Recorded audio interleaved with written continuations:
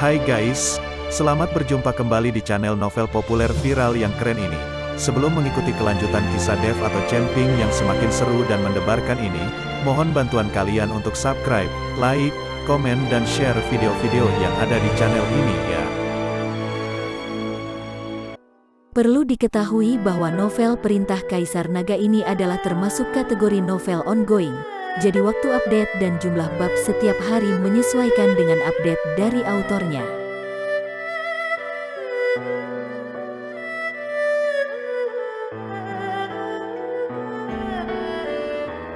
Perintah Kaisar Naga bab 3432, 3433, 3434. Ramuan racun Kipejia sangat kuat. Dev membutuhkan setengah hari untuk membantu Helena mengeluarkan racun dari tubuhnya.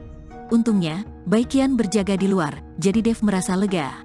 Bagaimanapun, Baikian adalah kultivator tingkat ke-7 di alam kesengsaraan, dan kultivator biasa bukanlah tandingannya. Kemana kita akan pergi? Saya khawatir medan perang para dewa dan iblis ini akan ditutup dalam beberapa hari, kata Baikian setelah melihat Dev mengikuti Helena keluar. Ambillah selangkah demi selangkah. Meskipun ada banyak peluang di medan perang para dewa dan iblis ini, bahayanya juga besar.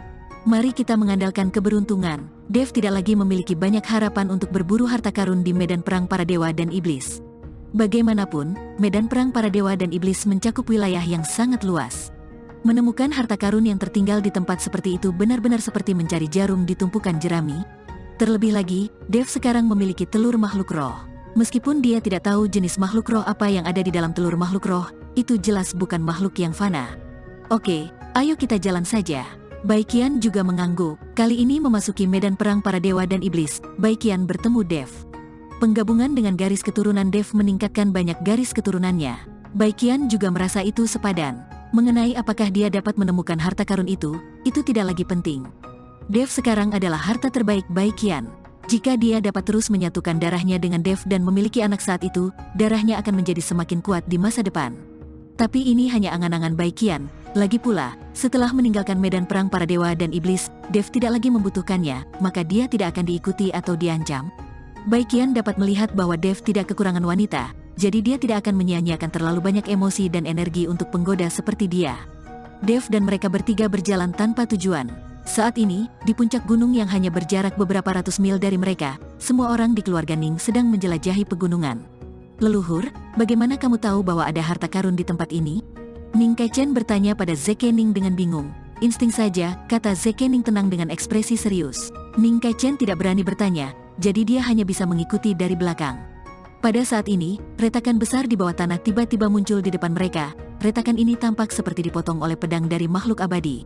Retakan itu membentang ratusan mil, tak berdasar, dan berisi udara hitam, seperti mulut besar, menunggu untuk menelan semuanya kapan saja. Melihat retakan besar di depan mereka, semua orang di keluarga Ning ketakutan. Tidak ada yang berani melihat langsung ke kedalaman retakan. Tapi Zekening melihat ke celah tanpa dasar, dengan sedikit kegembiraan di matanya. Kirimkan beberapa orang ke bawah untuk menjelajahi jalan setapak. Pasti ada harta karun di celah ini, kata Zekening. Leluhur, celah ini dipenuhi dengan energi suram. Saya khawatir ini tempat untuk kultivasi iblis. Jika kita masuk, itu akan sangat berbahaya, bukan? Ning Kaichen bisa merasakan semburan energi suram keluar dari celah, jadi dia bertanya. Dimanapun itu, kita di sini untuk berburu harta karun.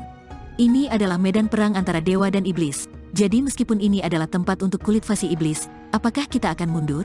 Zekening berkata dengan ekspresi serius. Ketika Ning Kaichen melihat ini, dia tidak berani mengatakan apapun dan dengan cepat mengirim 2 orang ke bawah untuk menjelajahi celah itu. Zekening dan yang lainnya mengikuti di belakang mereka dan melompat ke celah itu. Retakan itu dipenuhi udara hitam, dan tidak ada dasar sama sekali. Ketika semua orang di keluarga Ning jatuh, mereka hanya bisa mendengar desiran angin dan tidak bisa melihat apapun.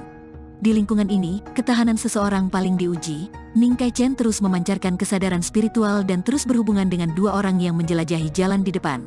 Selama sesuatu terjadi pada 2 orang di depan, mereka dapat segera merespons.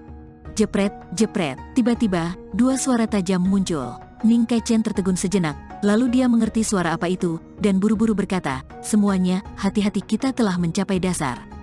Dengan pengingat Ning Kaichen, semua orang dengan cepat membuat persiapan dan kemudian perlahan-lahan jatuh ke tanah. Setelah jatuh ke tanah, retakan yang semula diselimuti kabut hitam kini memiliki cahaya hijau redup. Ning Kaichen melihat bahwa dua murid keluarga Ning yang sedang menjelajahi jalan telah hancur berkeping-keping. Jika tidak ada dua murid yang menjelajahi jalan tersebut, tidak diketahui berapa banyak orang yang akan mati. Merasakan suasana suram dan lampu hijau di sekelilingnya, Ning Kaichen dan anggota keluarga Ning lainnya ketakutan, tetapi Zeke Ning tampak sangat bahagia. Tempat ini sangat suram, seperti dunia bawah, bukankah ini terlalu menakutkan? Sebaiknya kita pergi dari sini, kata Ning Kaichen ketakutan. Jangan khawatir, tidak akan ada bahaya apapun di sini. Setelah Zeke Ning mengatakan itu, dia berjalan maju sepanjang celah besar. Sementara itu semua orang di keluarga Ning berjalan di dasar celah. Di atas kepala mereka, Dev dan 3 lainnya juga tiba di sini. Mengapa retakan besar tiba-tiba muncul di tempat ini? Sepertinya retakan itu dibelah oleh seseorang. Helena melihat keretakan tak berdasar dan bertanya dengan rasa ingin tahu. Sepertinya ada perasaan krisis di celah ini. Saya pikir kita harus pergi dari sini. Baikian melihat ke celah itu dan berkata. Dev tidak berbicara, tetapi melihat celah itu dan tiba-tiba melompat ke bawah. Melihat ini, Helena buru-buru berteriak, "Tuan, tunggu saya." Helena pun melompat turun. Melihat ini, Baikian hanya bisa mengikuti. Dev membuka kesadarannya sepenuhnya dan sedikit mengernyit. Meskipun dia tidak merasakan bahaya, Dev merasakan perasaan yang sangat tertekan di dalam hatinya. Alasan mengapa Dev melompat turun dari celah ini adalah karena terdapat banyak energi jahat di celah ini. Mungkin benda ini tidak berguna bagi kultivator lain, tetapi sangat berguna bagi Dev. Karena ini adalah roh jahat berpola Dao, bukan energi yin murni.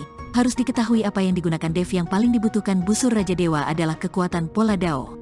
Alasan mengapa Zeke Ning memasuki celah itu juga karena roh jahat dari polanya, dia juga mengenal roh jahat ini. Roh jahat ini sangat aneh. Kelihatannya berbeda dari roh jahat lain yang pernah saya lihat, kata Baikian dengan sedikit kebingungan. Segera, mereka bertiga juga turun ke tanah. Melihat lampu hijau di sekelilingnya, ekspresi Dev menjadi lebih serius. "Tuan, lihat cepat." Pada saat ini, Helena berteriak. Dev dan Baikian buru-buru melihat sekeliling dan menemukan bahwa tidak jauh dari mereka, 2 orang telah hancur berkeping-keping. Apakah ada yang pernah ke sini? Baikian memandangi 2 kultivator yang telah hancur berkeping-keping dan mengerutkan kening. Orang-orang dari keluarga Ning. Dev bisa mengetahuinya sekilas, meski kedua orang ini telah berubah tanpa bisa dikenali, pakaian di tubuh mereka masih bisa membuktikan identitas mereka. Melalui pakaian mereka, Dev mengetahui bahwa kedua kultivator ini berasal dari keluarga Ning.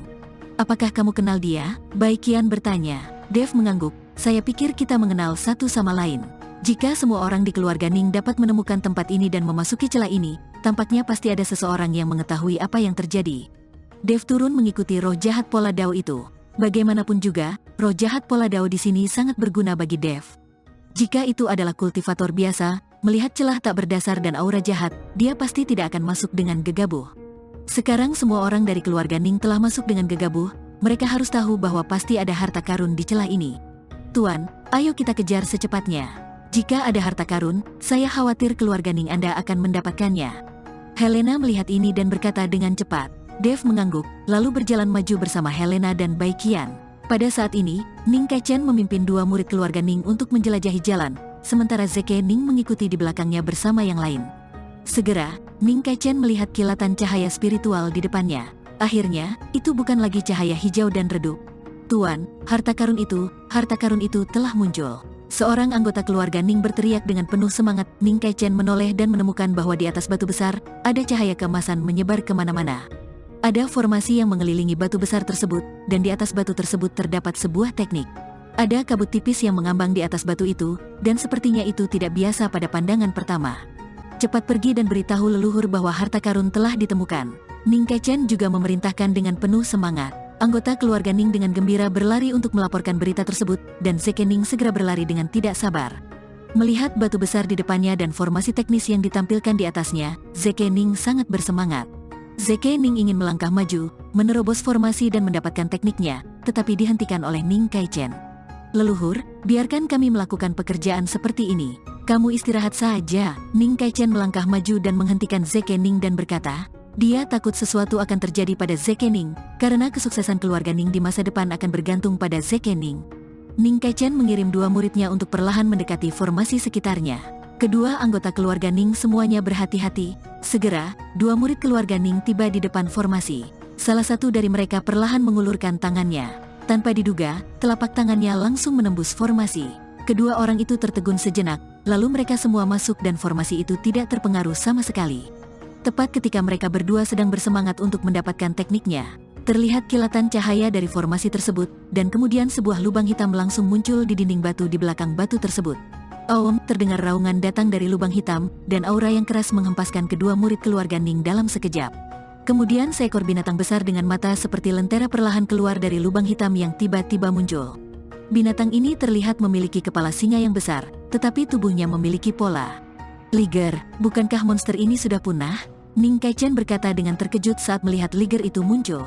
Saat Ning Kaichen selesai berbicara, aliran udara hitam disemprotkan dari mulut Liger. Udara hitam ini mengandung kekuatan yang menggetarkan jiwa. Semua orang di keluarga Ning terlempar oleh ledakan energi hitam yang tiba-tiba ini, dan beberapa anggota keluarga Ning mati kehabisan darah di tempat. Ning Kaichen juga mengalami tumpahan darah dari sudut mulutnya dan juga terluka. Zeke Ning tampak acuh tak acuh, seolah-olah orang yang meninggal sama sekali bukan anggota keluarga Ning. Leluhur, ini, binatang Liger ini. Ning Kaichen memandang Zeke Ning dengan kaget, tetapi saat ini Zeke Ning sangat tenang. Zeke Ning menatap Liger itu dengan cermat, ini pertama kalinya dia melihat monster seperti itu. Terlihat Liger itu ditutupi sisik hitam, dan ada pola pada sisiknya. Singa jenis ini bukanlah singa, dan harimau bukanlah harimau, ia memang cukup menggertak. Liger itu mengangkat matanya dan melihat Zeke Ning di depannya menatapnya, jadi dia meraung lagi, dan kabut hitam di mulutnya menjadi lebih tebal. Tapi kali ini, ada perasaan yang sangat dingin di dalam kabut itu. Bahkan ketika keluarga Ning telah sepenuhnya siap, kepulan kabut hitam ini menyebabkan separuh dari keluarga Ning diserang oleh kabut hitam, dan beberapa dari mereka benar-benar membeku. Murid Zeke Ning menyusut, dia tidak menyangka Liger ini benar-benar bisa menggunakan teknik pembekuan di celah bawah tanah ini. Harus diketahui bahwa di celah ini, suhunya sangat tinggi, dan tidak mudah menggunakan teknik pembekuan. Liger ini dapat menyebarkan efek pembekuan hanya dengan satu semprotan, yang cukup untuk menunjukkan betapa kuatnya Liger tersebut. Lari, baru sekarang Zeke Ning ingat untuk menyuruh semua orang pergi. Zeke Ning melambaikan tangannya sambil membiarkan orang melarikan diri, membentuk penghalang besar di depannya. Bersambung.